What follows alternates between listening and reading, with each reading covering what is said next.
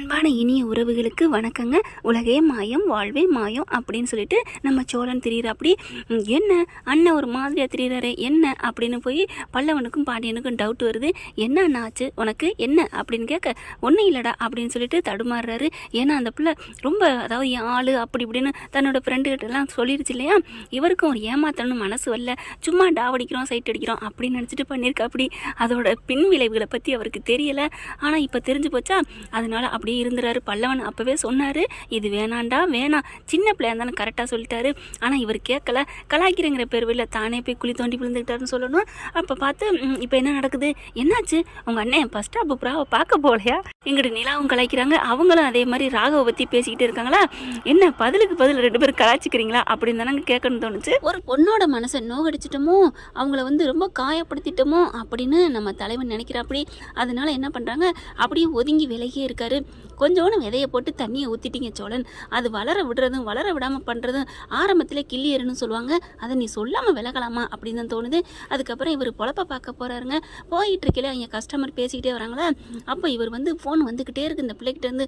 பாவம் வீட்டில் உட்காந்துட்டு அடிச்சுக்கிட்டே இருக்குது சோழனுக்கு, எடுக்க மாட்டேங்கிறாங்க. அவங்கள எடுங்க தம்பி, இல்லை ஒன்றும் இல்லை அப்படிங்கிறாங்க.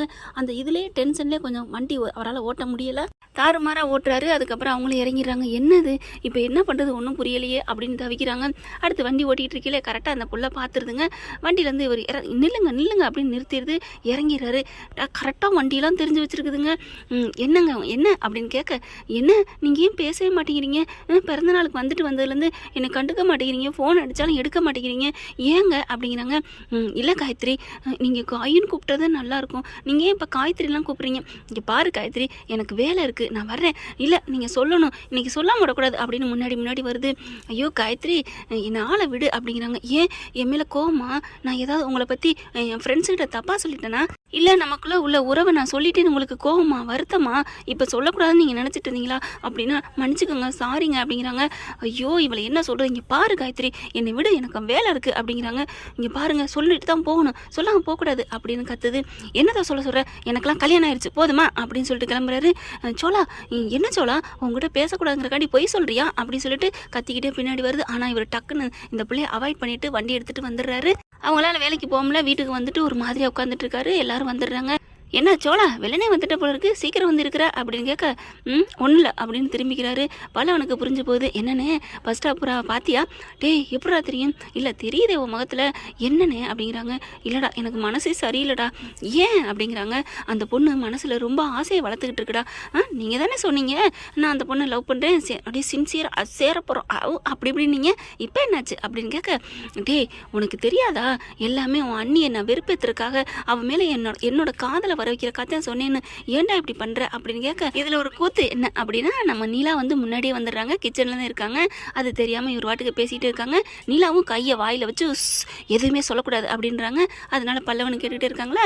அப்போ தான் சொல்கிறாங்க, இல்லைடா எனக்கு மனசு சரியில்லை, அந்த பொண்ணு ரொம்ப இதாகுதுடா, நான் சொல்லிட்டேன்டா. என்னண்ணே கல்யாணம் ஆயிடுச்சு சொல்லிட்டியா, சொல்லிட்டேன் எனக்கு கல்யாணம் ஆயிடுச்சு, நான் ஆளை விடு, நான் சும்மா வெறுப்பேற்றுறதுக்கு பண்ணேன்னு சொல்லிட்டு வந்துட்டேன், ஆனாலும் பின்னாடியே வருதுடா, நான் உங்கள் கூட கோவமாக இருக்கிறதுனால தான் நீங்கள் இப்படி பேசுகிறீங்க அப்படின்னு பின்னாடியே வருது. நான் கார் எடுத்துகிட்டு வந்துட்டேன்டா, என்னால் தாங்க முடியலடா, இப்போ என்ன பண்ணுறது பல்லவா அப்படிங்கிறாங்க.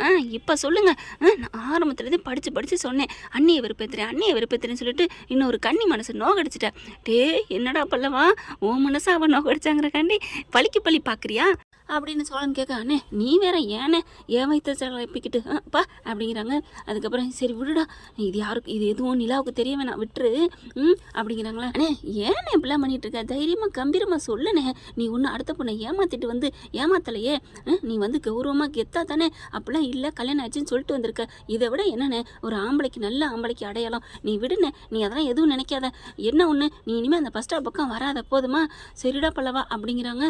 ஆனால் இன்னைக்கு நான் ஃபர்ஸ்ட் ஸ்டாப்பில் பார்க்கலடா, வேற சவாரிக்கு போயிட்டு இருந்தேன், அங்கே அந்த பிள்ளை பார்த்துருச்சுடா, எப்படி தானே தெரியும், எனக்கு பயமாக இருக்குடா, சரி விடு பார்த்துக்கலாம் அப்படிங்கிறாங்க. அடுத்து பார்த்தா அடுத்த நாள் மறுநாள் ஒரு வேலைக்கு போயிடுறாங்க. அங்கே பார்த்தீங்கன்னா அங்கேயே போயிடுதுங்க. கார் செட்லேயே போய் நிற்கிது. நம்ம இதெல்லாம் எப்படி இவ தெரிஞ்சு வச்சிருக்கிறா அப்படின்னு சொல்லிட்டு என்ன காயத்ரி அப்படின்னு கேட்க, நீங்கள் ஏன் என்கிட்ட ஃபோனே எடுக்க மாட்டேங்கிறீங்க, ஏன் பேச மாட்டேங்கிறீங்க, சொல்லுங்க சோலா அப்படின்னு சொல்லிட்டு மறுபடியும் டார்ச்சர் பண்ணுறாங்க. ஐயோ எனக்கு தான் கல்யாணம் ஆச்சுன்னு சொல்கிறேன்ல அப்படிங்கிற ஃபோன் வருது, கஸ்டமர்லேருந்து வருது, சீக்கிரம் வாங்கன்னு சொல்லிட்டு இங்கே பாரு எனக்கு வேலையை பார்க்க விடு அப்படின்னு எந்திச்சு போயிடுறாரா, ஓட்டிக்கிட்டு கார் போயிடுறாரு. அதுக்கப்புறம் என்ன இப்படி அவாய்ட் பண்ணுறாரு, ஏன் இப்படி நம்ம ஃப்ரெண்ட்ஸுக்கிட்ட சொன்னது தப்பாக நினச்சிட்டாரோ அப்படின்ட்டு இன்னும் விடக்கூடாது, நாளைக்கு பார்ப்போம் அப்படின்னு சொல்லிட்டு மறுபடியும் அப்படியே கோவத்தோடு இந்த பிள்ளை போயிடுதுங்க. அடுத்து பார்த்தா இங்கே நம்ம தலைவி மறுபடியும் பல்லவன்ட்ட கேட்குது, என்னாச்சு அப்படிங்கல. இங்கே பல்லவன்ட்ட அவர் பாண்டியன் வராரு, என்னடா நடந்துட்டுருக்கு அப்படின்னு கேட்க, இங்கே அண்ணனுக்கும் அந்த பொண்ணுக்கு நடக்கிற ஊடலை சொல்கிறாரு. டேய் தேவையாடா, எதுக்குடா இப்படி இந்த பையன் பண்ணுறான் இவன் அப்படிங்கல. டேய் அண்ணன் என்னடா பண்ணுவார், அண்ணி நம்ம கூட இருக்கணும், அதுக்காக அண்ணன் இப்படி பண்ணார் அப்படிங்கிறாங்க. சரி விடு அப்படிங்கிறாங்க. கரெக்டாக சோழன் வராரு. என்னண்ணே இன்னைக்கு ஒரு மாதிரியாக வர, அந்த பிள்ளை எதுவும் பார்த்துச்சா, பேசுனீங்களா?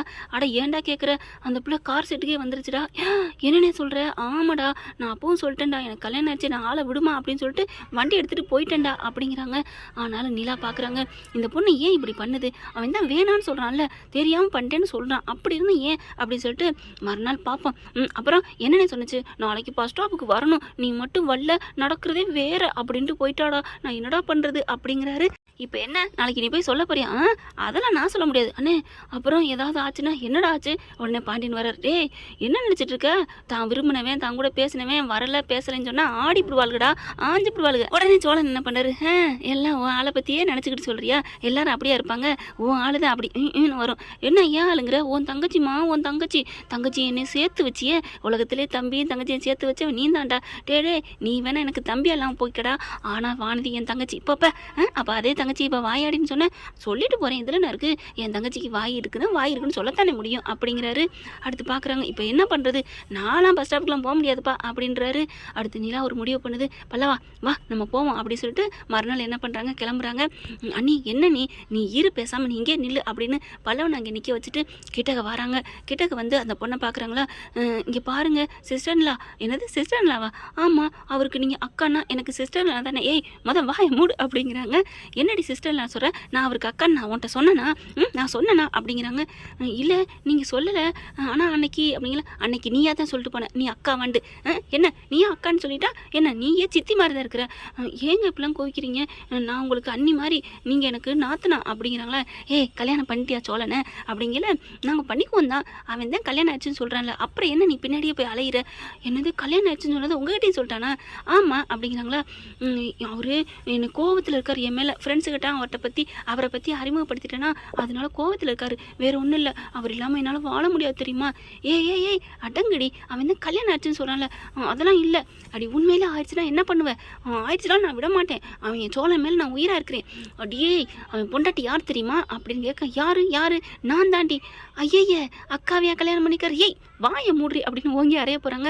மறுபடியும் நான் சொல்கிறது புரிஞ்சுக்கவே மாட்டேங்கிற, இப்படி தான் சோழன்ட்டே புரிஞ்சுக்காமல் பேசுறியா, என்ன நீங்கள் இப்படிலாம் பேசுகிறீங்க அப்படின்னு அந்த பொண்ணு பாவம் பயந்து பேசுது. இங்கே பார் அவர் என் புருஷன், இங்கே பார் இந்த தாலி அவர் கட்டினது தான், நான் ஒன்று அவருக்கு அக்கா இல்லை போதுமா, தொங்க தாலி கட்டிகிட்டு இருக்கேன்டி, அவர் ஏன் புருஷன்டி அப்படின்னு சொல்லிட்டு அந்த தாலியை வாங்கி கழுத்தில் போட்டு வந்து காமிக்குதுங்க. இந்த மாதிரி சீன் வரும் அப்படின்னுட்டு அதுக்கப்புறம் அந்த பொண்ணு ஒன்றும் சொல்ல முடியல, பஸ் வருது, கிளம்பி போடி அப்படின்னு சொல்லிட்டு இங்கிட்டு வர்றாங்க. என்ன பல்லவா ஓகேவா, நீ சூப்பர், நீங்கள் கூட வீட்டில் தாலியை கேட்டதுக்கு எதுக்கு கேட்குறீங்கன்னு நினச்சேன், பரவாயில்லையே அப்படிங்கிறாங்க. இதுக்கு தான் கேட்டேன், வேற என்ன. ஆமாங்க தாலியை கேட்டோடனே பல்லவன் கேட்குறாரு, ஏன்னே தாலியை வச்சு ஒன்று நடத்தணும் வான்னு சொல்லிட்டு தான் வர்றாங்க. அதுக்கப்புறம் அண்ணி இந்த தாலியை கழட்டி கொடுத்துருவீங்களா வீட்டுக்கு வந்ததும்? இல்லை என் கழுத்தில் தான் கிடக்கும் போதுமா. ஐயோ தேங்க்யூ அண்ணி அப்படின்னு சொல்லி கை கொடுக்குறாங்க. என்ன ஃப்ரெண்ட் இப்படி போனால் நல்லா தானே இருக்கும், பார்க்கலாம் என்ன நடக்க போகுதுன்னு. இந்த பற்றி உங்களுக்கு பிடிச்சிருந்துச்சுன்னா உங்கள் பொண்ணான கையில் ஒரு லைக்கை போட்டு சப்ஸ்கிரைப் பண்ணிடுங்க. Thank you friend.